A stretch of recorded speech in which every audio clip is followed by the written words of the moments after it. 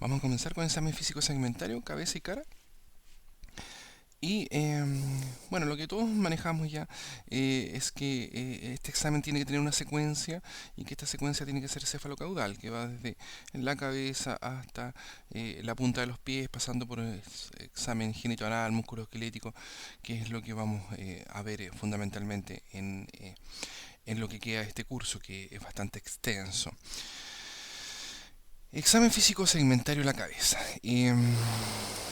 ¿Qué quise señalar acá o graficar con esta fotografía? Que muchos autores la importancia que le dan al examen físico en la población infantil, sobre todo en los lactantes, se dice que el 50% del tiempo que dura el examen físico segmentario ya tiene que estar destinado a la cabeza, por la gran importancia que ésta tiene ya en el desarrollo infantil de nuestros menores.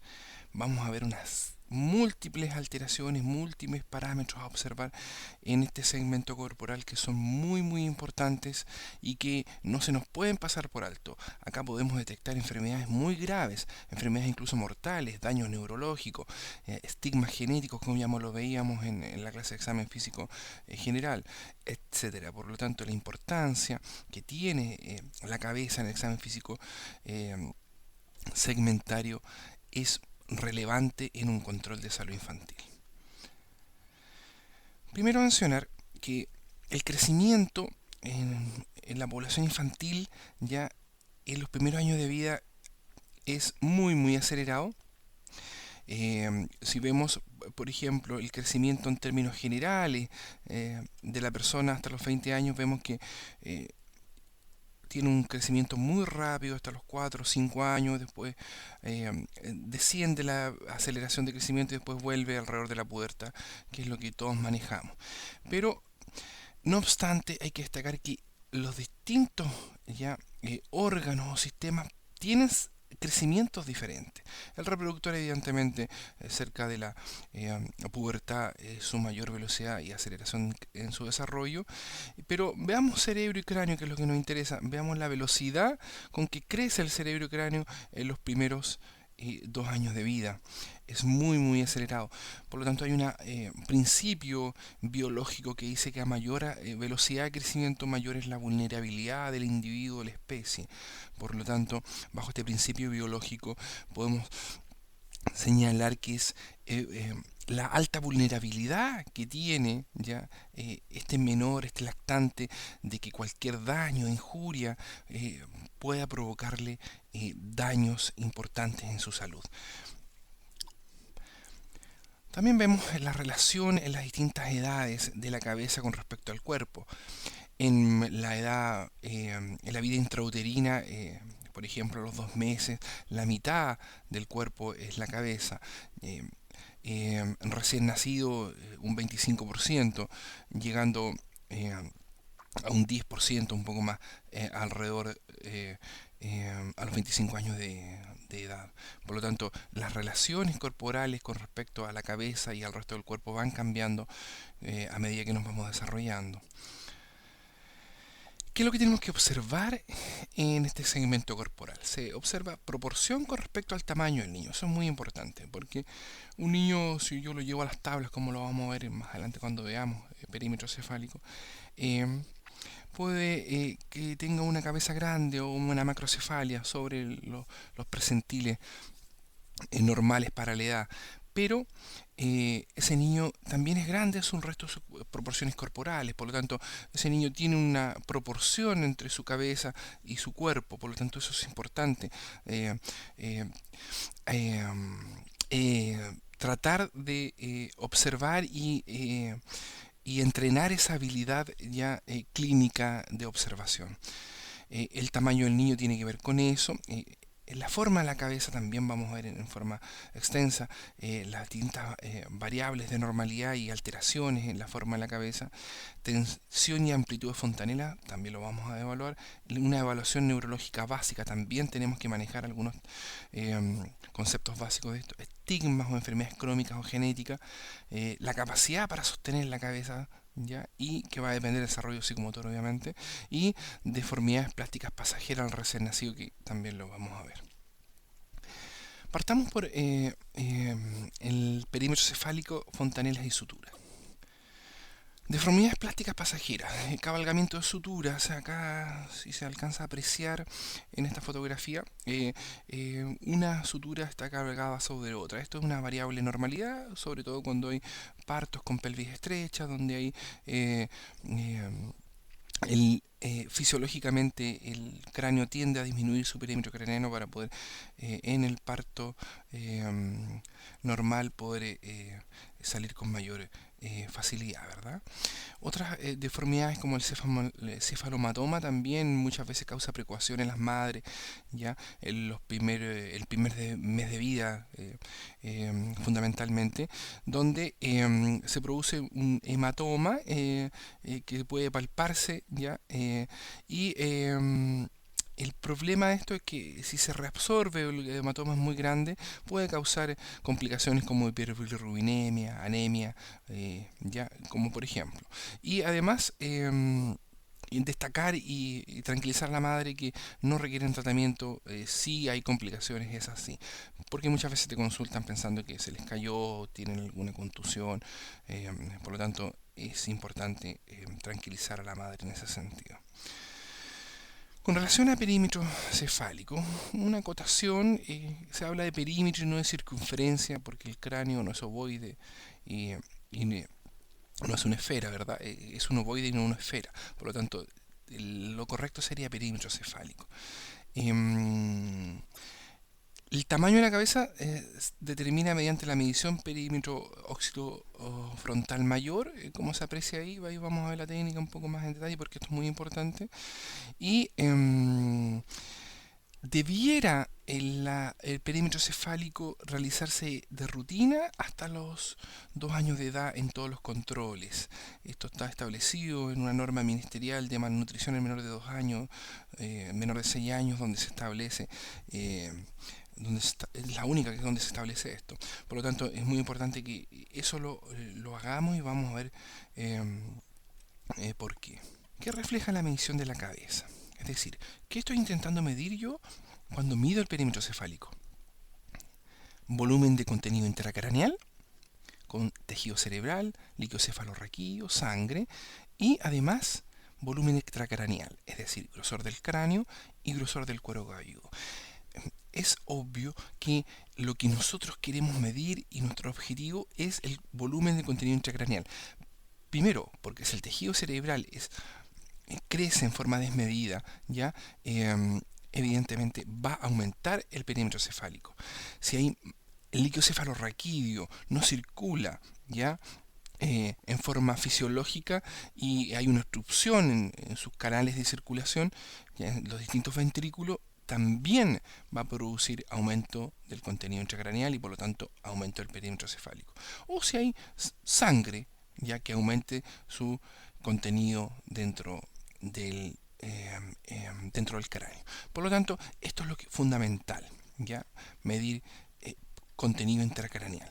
Pero si el grosor del cráneo, el grosor del cuero cabelludo, incluso del cabello es muy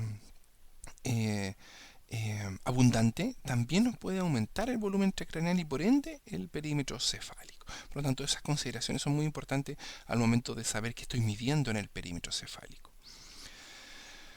Después, ¿dónde se determina el rango de normalidad del perímetro cefálico? Existen bastantes tablas que se usan distintamente en distintos centros asistenciales, pero la que está oficializada es esta que aparece en la norma del Ministerio de Salud de Malnutrición en menores de 6 años, ya del año 2007, y por lo tanto esta es la que debiera usarse en los distintos controles. Hay para niños y para niñas, evidentemente. Ahora, lo normal es que el percentil esté entre el percentil 5 y 95, o sea, mayor a 5 y menor a 95. Acá podemos apreciar el percentil 95, que sería el rango superior de normalidad, y el percentil 5, que sería el rango inferior de normalidad. Ahora, variaciones en el tamaño. Fundamentalmente vamos a mencionar tres: macrocefalia, microcefalia y las plagiocefalias. Entendemos por macrocefalia, por lo tanto, percentil mayor a 95. Es muy importante, la macrocefalia y o la microcefalia deberán motivar la evaluación por médico a nivel local, en el centro de atención primaria, por las razones que vamos a mencionar ahora. Obviamente, cuando cualquier persona ve un niño con, en este caso, con una hidrocefalia tan importante, no requiere gran conocimiento para darse cuenta que ese niño tiene alguna alteración importante. Lo que intenta la medición sistemática del perímetro cefálico y la evaluación de este, ¿ya? Es que podamos pesquisar a tiempo pequeñas alteraciones del crecimiento o de la detención, ¿ya? De este en forma precoz o cuando recién comienza, porque es muy diferente cuando uno deriva oportunamente un niño, por ejemplo, con una hidrocefalia que recién esté comenzando, donde no haya aumento del perímetro, aumento de la presión intracraneana, donde no haya daño cerebral y todavía a un niño que ya tiene todas estas condicionantes. Por lo tanto, es ahí la gran diferencia ya en realizar esta técnica con gran acuciosidad. La macrocefalia, las causas de macrocefalia pueden ser muchas, ¿ya? La fundamental y la más importante en los lactantes es hidrocefalia, ¿ya? Puede ser también macroencefalia, que es el exceso de tejido cerebral, o el engrosamiento del cráneo. Fundamentalmente en el lactante, como les menciono, la hidrocefalia es la más importante. Por ejemplo, los preescolares, causa de macrocefalia, uno de los más frecuentes son los tumores cuando estos se llegan a producir, tumores cerebrales. Este cuadro es bastante gráfico para determinar el diagnóstico diferencial de las distintas macrocefalias. Cuando hablamos de macrocefalia constitucional, es lo que se les dice a estos niñitos, los niñitos cabezones. Son cabezones porque el papá es cabezón, la mamá es cabezona, etc. ¿Ya? ¿Qué características tiene la macrocefalia constitucional? Que el perímetro craneano al nacer puede estar ligeramente aumentado, pero habitualmente esto va de la mano con que el niño también tiene sus otros parámetros ya corporales también aumentados. Por lo tanto, es proporcional ya su cabeza al resto del cuerpo. El ritmo de aumento es normal. Si bien es cierto, está alto al nacer, pero después no incrementa más allá de la normalidad. Sigue ese mismo canal de crecimiento. No presenta síntomas, su evolución es buena y el diagnóstico etiológico, los estudios todos son normales y habitualmente hay constitución familiar con perímetros craneanos aumentados. Ahora, ¿qué pasa cuando nos vemos enfrentados a una posible hidrocefalia como causa de la macrocefalia? El perímetro puede estar normal o aumentado al nacer, pero el ritmo de aumento es acelerado, y esto es muy importante. Es decir, si yo grafico ya el perímetro cefálico en una curva individual para cada niño que debiera estar en la ficha clínica, esto lo voy a poder determinar muy fácilmente, porque va a salir del canal de crecimiento y si yo lo grafico, lo voy a señalar claramente y va a quedar registrado en forma muy clara, ¿ya? Y yo mismo o cualquier otra persona que evalúe al niño puede darse cuenta, ¿ya? De que eso es anormal porque no siguió el mismo canal de crecimiento que ya tenía. Por lo tanto, el ritmo de aumento es acelerado en la hidrocefalia. Síntomas: sí puede presentar hipertensión endocraniana, ¿ya? Signos de hipertensión endocraniana los vamos a ver más adelante. La evolución es variable, es absolutamente variable y muy riesgosa de la hidrocefalia, por lo tanto la derivación debe ser inmediata, ¿ya? Y para que pueda ser evaluado por un neurocirujano, ¿ya? Para ver el tratamiento a seguir. El diagnóstico etiológico, bueno, TAC, resonancia magnética son variables. Hay otras, ¿ya? Alteraciones causales de macrocefalia como lesiones ocupantes de espacio, depósito de sustancia, la craneosinostosis, patología ósea generalizada. Esto lo vamos a ver, sobre todo la craneosinostosis más adelante, pero aquí fundamentalmente lo que vemos, por ejemplo, es que muchos de los alteraciones o causas de hidrocefalia, como aparecen acá, sí causan síntomas. A diferencia de la constitucional, que no causa síntomas, hipertensión endocraniana, signos neurológicos, por lo tanto, tengo que saber yo qué signos neurológicos me eh, eh, eh, pueden estar asociados a una alteración como aumento de la presión intracraniana, por ejemplo, para yo determinar que ese niño debe ser derivado a médico urgente. ¿Ya? Ahora, la microcefalia, el percentil menor a 5, indicativa de un cerebro pequeño, a menudo se asocia con retraso mental. Acá es muy importante, y a diferencia de la macrocefalia, hay que destacar que la mayor parte de las microcefalias son patológicas. ¿Ya? Eh, por lo tanto, algunas causas de microcefalia según etiología: microcefalia por defecto primario del desarrollo cerebral, o microcefalias secundarias a detención del crecimiento cerebral por agentes nocivos fetales, infecciones prenatales, infecciones postnatales, ¿ya? Cierre precoz de suturas, que se llama craneosinostosis, enfermedades, trisomías, etcétera, etcétera. Por lo tanto, es muy poco probable que ese niño tenga una microcefalia y ese niño sea normal. ¿Ya? Por lo tanto, siempre nos debe llamar la atención un niño microcefálico.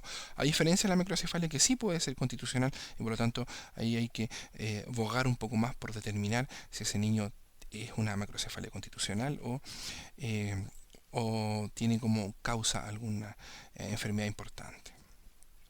Acá vemos un gráfico donde podemos ver, por ejemplo, que este niño, desde que nació, sigue el mismo parámetro, perdón, el mismo canal de crecimiento. Lo que veíamos, eso nos indica y nos establece que el niño nos da tranquilidad con respecto a su perímetro cefálico. Pero además hay que evaluar otras cosas, ¿ya? Cosas como que el resto de los parámetros corporales. Este niño tiene peso de edad más 2, peso talla más 1, talla de edad más 2. Por lo tanto, vemos que este niño es grande ya de peso y estatura. Por lo tanto, es un niño que su perímetro cefálico, si bien es cierto, está sobre el percentil 95, este niño además es grande en sus otros parámetros corporales. Por lo tanto, eso nos da tranquilidad. Más aún si ese niño no tiene síntomas de ningún tipo y su desarrollo psicomotor es normal y va alcanzando sus hitos en el desarrollo en forma absolutamente normal. Por lo tanto, no debiera preocuparnos una situación como esta, a pesar de que el percentil está sobre, ¿ya? Sobre los, en este caso, percentil 95, que ya decíamos que se definía como macrocefalia. Ahora, acá, a diferencia del anterior, en este gráfico vemos que al nacer el niño tenía un percentil 75 y rápidamente, al par de meses, ya fue acelerando en forma bastante importante su crecimiento en perímetro cefálico. Por lo tanto, acá, si vemos el resto de parámetros corporales, en este caso del ejemplo, está normal, su peso y talla. Por lo tanto, que podemos establecer que este niño, su crecimiento de perímetro cefálico no va acorde con el resto del cuerpo, ¿ya? Peor aún si este niño tiene signos y síntomas que no establezcan alguna sospecha de hipertensión endocraniana, por ejemplo, y el niño debiera ser derivado oportunamente en este caso. Ahora, para decidir la derivación a nivel secundario, ¿qué se debe considerar? Esto también sacado de la misma norma citada en las diapositivas anteriores. Las sucesivas mediciones del perímetro cefálico, si esta es paralela o no a la curva normal, lo que mencionábamos, la aceleración o desaceleración que pueda tener el crecimiento, siempre debiera seguir el mismo canal de crecimiento. La simetría craneana, muy importante. En algunos casos, los niños tienden a tener cráneos asimétricos, y ahí lo vamos a explicar cuando veamos plagiocefalia, y eso puede ser indicativo, por ejemplo, de una craneosinostosis sinostósica, que se llama, ¿ya? Fontanelas o suturas de acuerdo a la edad del paciente. Esto es muy importante también y tiene que ver con la craneosinostosis, lo que acabo de mencionar. El cierre prematuro de las fontanelas también nos puede ser indicativo ya de problemas en el crecimiento cerebral. Desarrollo psicomotor muy importante. Un niño que tiene una macrocefalia patológica por hidrocefalia o las otras causas ya mencionadas, ese niño habitualmente, si ya la hidrocefalia, por ejemplo, le está causando daño cerebral, evidentemente no va a tener un buen desarrollo psicomotor. Por lo tanto, también desde el punto de vista de la atención de enfermería y los controles de niños sanos, es muy importante verlo a la inversa. Si uno ve y pesquisa que un niño tiene retraso en el desarrollo psicomotor, siempre tenemos que estarnos preguntando si hay causas orgánicas como esta, ya, que pudieran estar explicando ese retraso en el desarrollo psicomotor, porque lógico que el tratamiento y la derivación es totalmente distinta. Hay niños que muchas veces asume que el déficit de desarrollo psicomotor es causado por falta de estimulación y se insiste desmedidamente en eso y se retrasa muchas veces la pesquisa precoz de una patología como la que estamos mencionando. Evidencia de hipertensión endocraniana, ya lo mencionábamos, ahí vamos a ver los síntomas característicos de esto. Y antecedentes familiares de macrocefalia y microcefalia, ya lo señalábamos, que orienta a origen constitucional la macrocefalia. Acá hay un estudio que encontré que es bastante interesante, que se realizó en Santiago el año 2004, donde se hizo una revisión retrospectiva de todos los registros de perímetro craneano de niños entre 12 y 24 meses, entre julio del 2002 al 2004, atendido en 2 centros de salud de Colina, consignando el perímetro cefálico, el diagnóstico y las indicaciones y reclasificándolo por las tablas que se usaban en esa época para el diagnóstico comparativo. Ahora, ¿cuáles fueron los resultados? Se revisaron 424 controles contenidos en 59 fichas, los cuales el 85% tenían un registro de perímetro cefálico, lo cual es relativamente adecuado, podríamos decir incluso. Pero el problema radica en lo siguiente: solo el 17,7% tenía consignado el diagnóstico, o sea, si era el niño normal, si tenía una macro o una microcefalia. O sea, no graficaban en qué percentil estaba, ¿ya? Y se encontró que al ser reevaluados estos niños, el 14% correspondía a perímetros fuera de rango, ¿ya? Y no tenían diagnóstico registrado. O sea, el 14% de todos los registros que se analizaron tenían alteración y, muy grave, no tenían su diagnóstico, ¿ya? Ni mucho menos sus criterios de derivación. El único caso que se registró, el diagnóstico de la alteración no registró una conducta tomada, o sea, no había seguimiento. Por lo tanto, la pregunta: ¿nosotros nos estará pasando lo mismo en nuestros centros de atención primaria, que muchas veces se consigna el perímetro cefálico, pero no se grafica, no se establece en qué percentil de normalidad está, y pero aún no se le hace seguimiento? ¿Ya? Si un niño, por ejemplo, entre el mes y los 2 meses, su velocidad de crecimiento, el incremento esperado debiera ser 2 centímetros aproximadamente, ¿ya? Y yo lo mido a los 2 meses y veo que el control anterior tenía, del mes, por ejemplo, tenía 37 centímetros y ahora tiene 40 centímetros, ya es un 50% más de lo que debería haber crecido, porque el niño debería haber crecido 2 centímetros y creció 3. Parece un pequeño detalle, solo un centímetro, pero ese solo centímetro me puede hacer sospechar que ese niño ya está comenzando, por ejemplo, con una hidrocefalia, ¿ya? Conclusiones.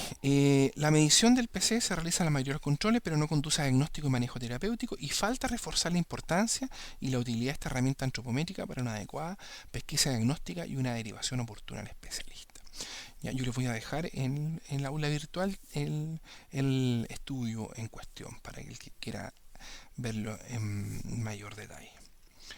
Ahora, la técnica de medición. Sin duda, en el lactante menor y mayor es el parámetro ya antropométrico más importante. Más importante. No quiero decir con esto que uno pese o mida en forma descuidada, no. Pero acá sí que tenemos que ser certeros en la medición, porque acá 2 o 3 milímetros de diferencia entre un examinador y otro puede llegar a darse, pero más de eso, ya 4 o 5 milímetros ya está fuera de rango de lo permitido en la variabilidad en la medición entre un medidor y otro, ya, o entre un evaluador y el otro. Por lo tanto, es muy importante tener conciencia que esta técnica tenemos que hacerla en forma muy adecuada. ¿Cómo se realiza? El operador se ubica a la derecha del niño con la mano izquierda, ¿ya? Precisa la protuberancia occipital, fijando la cinta en ella con el dedo medio, ¿ya? Como se ve acá. Por lo tanto, lo más importante, ya veamos la anterior, que en la protuberancia occipital, ya el dedo medio esté fijando ya la wincha, porque es muy fácil que la wincha se desplace hacia arriba o se desplace hacia abajo y por lo tanto la medición me va a salir alterada. Ahora, también el dedo pulgar debe fijar en la protuberancia frontal. Y ahí con la mano derecha que está libre puedo medir sin mayores problemas. Pero aquí la clave está en que yo tenga que fijar sobre todo en la protuberancia occipital, porque yo no estoy viendo dónde está la wincha si el niño está en decúbito supino. Por lo tanto, eso me da la certeza de que estoy haciendo bien la medición.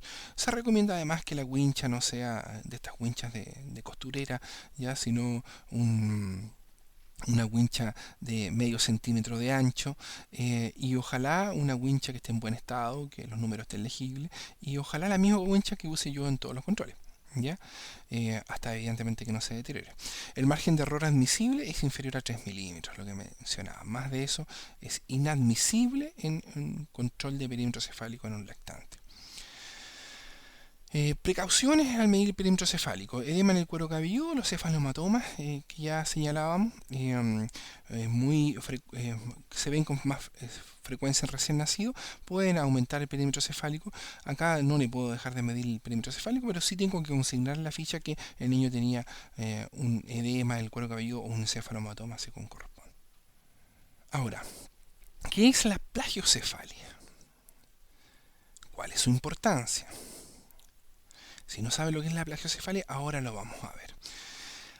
Deformidades craneales. Plagiocefalia significa literalmente cabeza oblicua, término de origen griego en el que plagio significa oblicuo y cefalia significa cabeza. Por lo tanto, cabeza oblicua.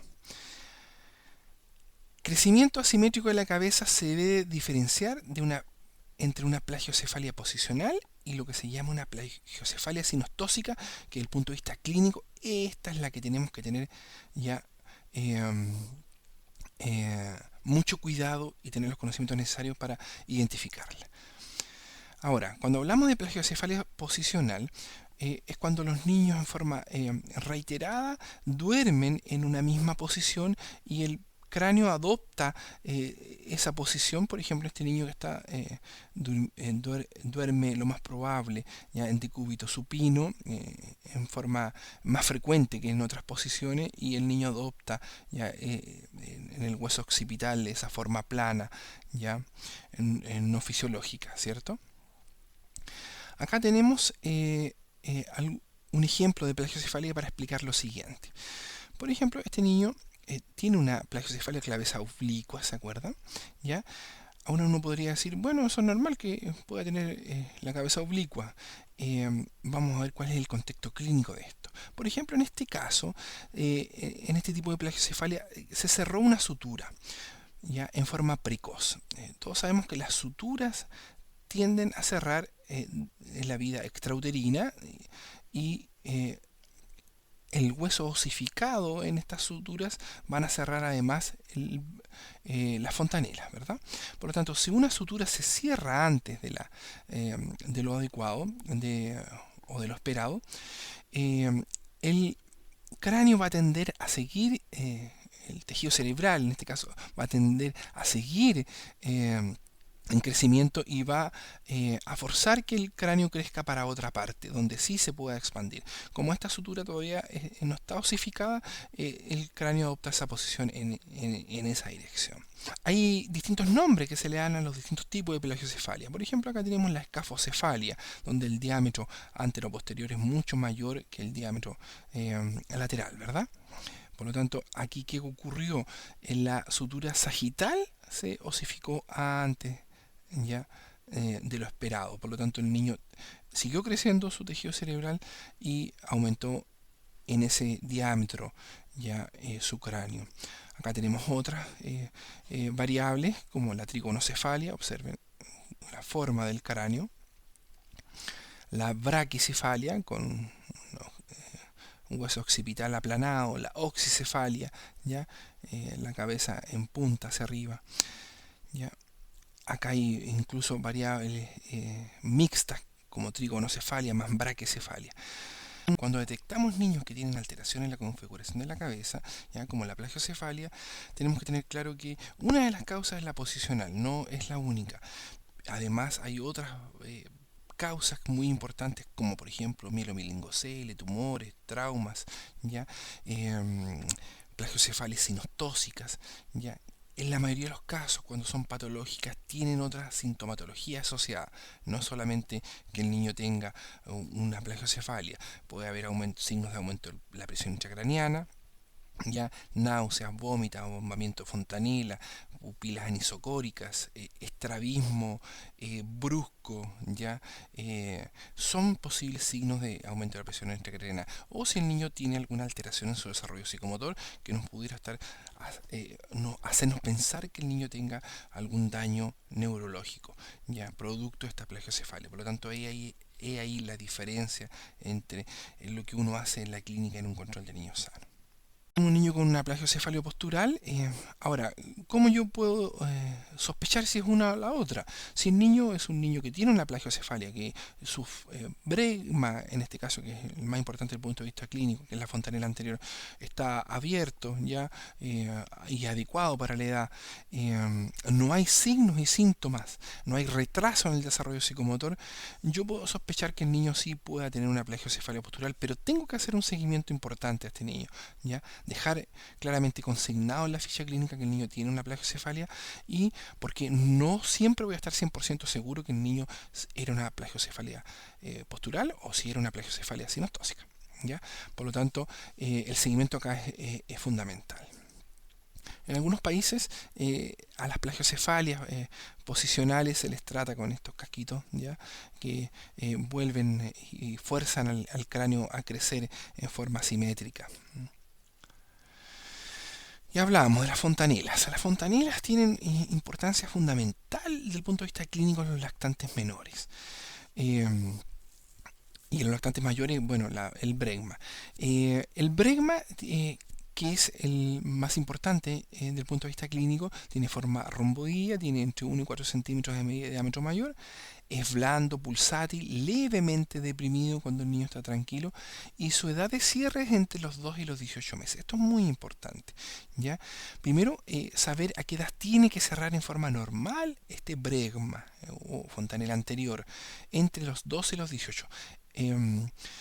No es normal que el niño tenga un bregma, por ejemplo, cerrado o puntiforme a los 6 meses, 4 meses, 8 meses. Eso es